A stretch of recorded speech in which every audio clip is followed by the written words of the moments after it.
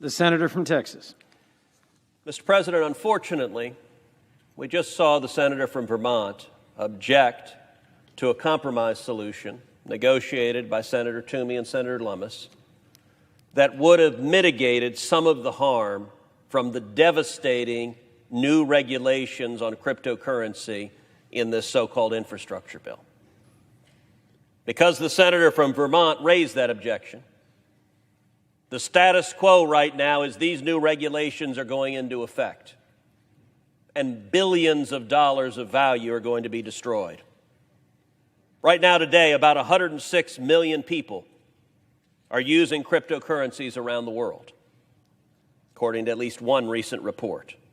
The average annual income in the United States for a blockchain developer is $136,000. That represents a steady career, a good income for someone to own a home, to raise a family, to live a good and comfortable life. And Texas is helping lead the way. Texas is taking the lead this past year as a major hub for cryptocurrency businesses and is even being hailed as the cryptocurrency capital. But all of this is under threat. Regulatory uncertainty is the number one barrier to blockchain adoption, according to 48% of respondents in a recent report. And they're right to be worried. The current bill widens the definition of broker.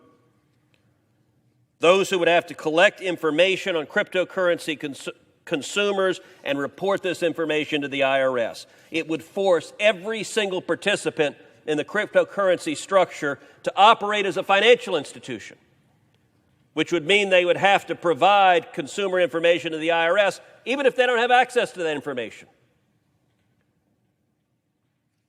This overly broad definition of the word broker will block rapid innovation in cryptocurrencies, and it will endanger the privacy of many Americans in cryptocurrencies. This is wrong. So I applaud my colleagues for trying to find an incremental approach. Unfortunately, because the senator from Vermont objected, that incremental approach hasn't been adopted. So let's exercise a brief, shining moment of common sense. And let's recognize, if we've gathered all 100 senators in this chamber and asked them to stand up and articulate two sentences defining what in the hell a cryptocurrency is, that you would not get greater than 5 who could answer that question. Given that reality, the barest exercise of prudence would say we shouldn't regulate something we don't yet understand. We should actually take the time to try to understand it. We should hold some hearings. We should consider the consequences. We shouldn't destroy people's lives and livelihoods from complete ignorance. My amendment's very simple. Doesn't add anything new to this bill. It just strikes these provisions. It says, look, let's not do this till we know what we're talking about. Let's be cautious. Let's be reasonable. Let's not be the number one economic developer for the Communist Party of China by sending cryptocurrencies overseas to our competitors because we've made it impossible for them to succeed here. Accordingly, Mr. President, I ask unanimous consent that notwithstanding adoption of substitute amendment number 2137, that the Cruz amendment number 2466 be agreed to. Is there objection? Mr. President. The senator from Alabama. Reserving the right to object, I ask that the senator from Texas modify his request to include my amendment number 2535 dealing with defense infrastructure in this country, and that it be agreed to. Does the senator from Texas agree to so amend? Reserving the right to modify my request, I would share with the senator from Alabama that I have the deepest respect for the leadership of the senator from Alabama, that I understand the senator from Alabama has a profound commitment to the fighting men and women of our military, as do I, that the senator from Alabama's commitment to invest in our military and military infrastructure is laudable, and I fully support that commitment. And indeed, I would commit to the senator from Alabama that I am more than ready and eager to partner with him to press through in this body, through any avenue that is available, investing sufficient funds in our military, in our sailors, in our soldiers and sailors and airmen and Marines, and in the weaponry they need to defend this nation. But sadly, we know in this context that our Democratic colleagues are going to object to funding for the military. They have decided that is not within their priorities, even as they are spending trillions of dollars on everything else. Defending this nation is not a priority for the Democratic members of this conference. And so, if your amendment is added to my amendment, the effect will be what we just saw a moment ago, which is a Democratic senator standing up and objecting and claiming the reason for objecting is they don't want to fund the military anymore.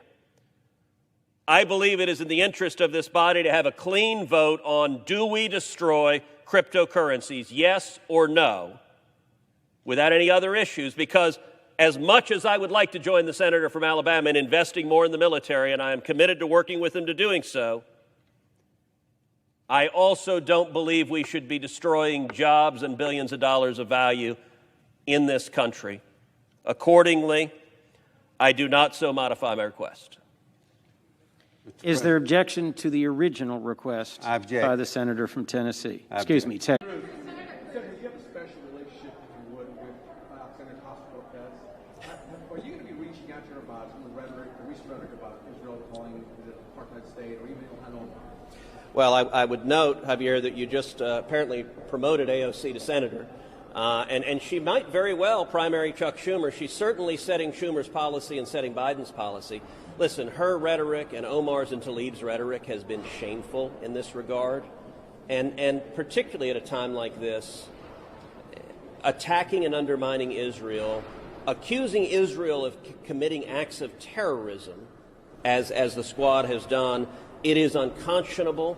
And look, after a while, when every criticism they have is always directed at Israel and not at the terrorist attacking them, you start to wonder if there's a pattern. We've seen anti-Semitic comments from the squad, but the pattern starts to be remarkably consistent. And Joe Biden and Kamala Harris ought to have the courage to stand up to the crazy left, and instead of giving in to their demand that we cut off essential weapons needed to defend Israel and protect Israel from terrorism, we ought to be replenishing today the munitions needed for Iron Dome to keep not only Israeli citizens safe, but when Iron Dome works and works effectively, it keeps Palestinians safe as well. All right, thank you, guys.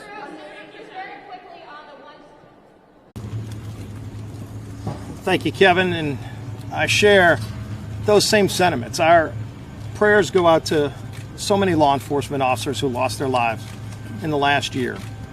And every day, we thank those Capitol Police officers who risk their lives to keep us safe and to keep this Capitol hopefully open again to tourists who can come to the Capitol to see their government in action. But what we're here to talk about today is Speaker Pelosi's constant attempt to cover up facts that she doesn't want out there. You know, for weeks now, Jim Jordan and Jim Banks have been raising some very tough questions that need to be answered about why Speaker Pelosi didn't make sure that Capitol Police had all the tools they needed to be prepared for that day. Now, maybe because they were raising those questions, they got canceled by this new cancel culture that we see moving throughout the country, led by Speaker Pelosi and a lot of our socialist allies here in Congress, where they want to shut out voices that raise tough questions that they don't want to be asked or answered. And yet, they were starting to raise those questions about why the Capitol Police didn't have the tools they needed. What kind of intelligence did Speaker Pelosi get early off, weeks in advance, as Leader McCarthy talked about, that gave telltale signals that could have prevented what happened on January 6th? But Speaker Pelosi said that she doesn't want those questions asked, so she kicked them off the committee. She took an unprecedented step of refusing to allow members to be appointed by the minority leader to a select committee. Had never before happened in the history of Congress. And so as we see these kind of actions taken by Speaker Pelosi to cover up the facts that she doesn't want out there, it has completely debased the legitimacy of this commission. because clearly they're not searching for the truth. They're searching to get a narrative out that Speaker Pelosi has already written. And anybody that's going to ask questions that go against that, she just has them removed so that they can't bring those questions up. That's not an investigative panel. People know that. We've seen other bodies. The Senate's done some investigative work. The Department of Justice has done some investigative work. And it should be about following the facts, not about trying to cover up facts that tell a story differently than the one she maybe has already had written, and she just wants to now get others to back it up. So it's unfortunate that she's done it, because clearly it can't be about people who voted against certifying electors, because she appointed members herself who voted against certifying electors on January 6th, against them on January 6th of 2005, some of her own members who objected on January 6th of 2017. So clearly that's not what it's about. It's probably more about some of the tough questions that were already being raised by Jim Jordan and Jim Banks. And that's a shame, because those questions need to be asked and answered as well. And now they're not, because of the cover-up that Speaker Pelosi's continued to do. We see this with COVID. She won't hold a hearing on the origins of COVID. Too often we've seen this pattern by Speaker Pelosi of trying to cover up a narrative that she doesn't want out there, when we should be trying to get all of the facts. Now to come up next is our conference chair, Elise Stefanik.